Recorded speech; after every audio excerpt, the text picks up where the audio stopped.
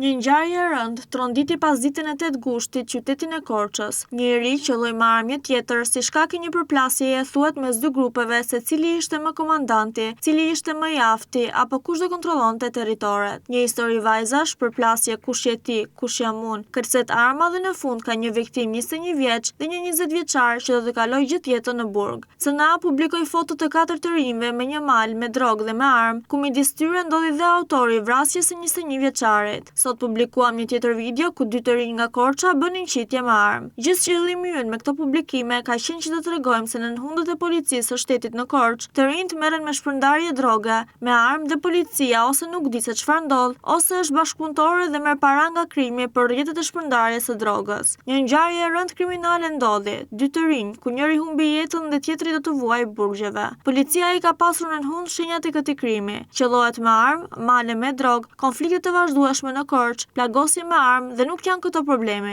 Në redaksinë e CNA-s binte telefoni, në rrjetet sociale kishte sharje dhe fyerje. As ato nuk janë problem, në asnjë rast për ne. Por telefonata nga zyrtarë dhe ish zyrtarë të drejtësisë që janë të shqetësuar se të rinjt në foto qellojnë me armë dhe bëjnë qitje, nuk janë shok të autorit, por janë shok të viktimës. Ky është një problem i madh. Në fakt ata persona që shihen me armë në dorë, shok të autorit ose viktimës, policia duhet t'i ketë skeduluar, duhet t'i ndalojë dhe t'i çojë para ligjit. Nuk ka rëndësi se shok të kujt janë. Janë të njëjtët të rinj me të njëjtën veprimtari kriminale, me shpërndarje droge, me shefat e tyre, me lidhjet e tyre me policinë, me lidhjet e tyre me drejtsinë e vjetër apo të re. Fajtor po aq sa autori janë të rinj me armë në duar në mes të Korçës, që rrjetet sociale i kanë kthyer në VIP me mjete luksoze dhe me hashash apo kokainë me vete. Kujtojnë se kanë pushtuar Korçën apo Shqipërinë, qajnë viktimën dhe duan të mohojnë autorin. Nuk janë shok të autorit, por të viktimës. Në fakt këto janë pa aq autor, me armën që mbajnë në dorë. Kush nuk e kupton nga të gjithë ata që vazhdojnë të shkruajnë apo të ndërhyjë, kush shanë, kush mendon ndryshe,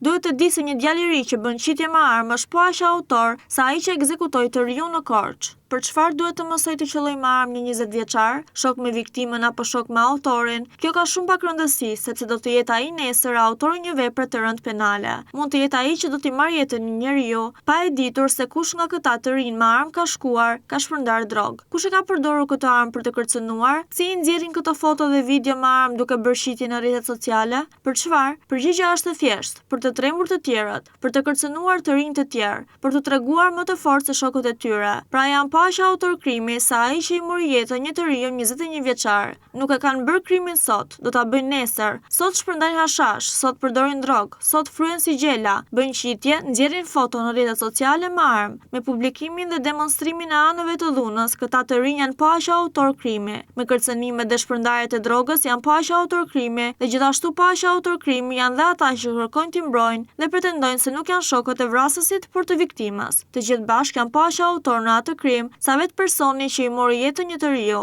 sepse janë bashkëpunëtorë që krijojnë këtë frym duke mbështetur të rinj që me armë demonstrojnë publikisht në rrjetet e tyre sociale, forcën, dhunën, kërcënimet dhe krijojnë panik në Korçë, në hundët dhe sytë e një policie të paaftë që qyteti po i kthehet në një bombë krimi për shkak të lidhjeve të policisë me shpërndarësit e drogës.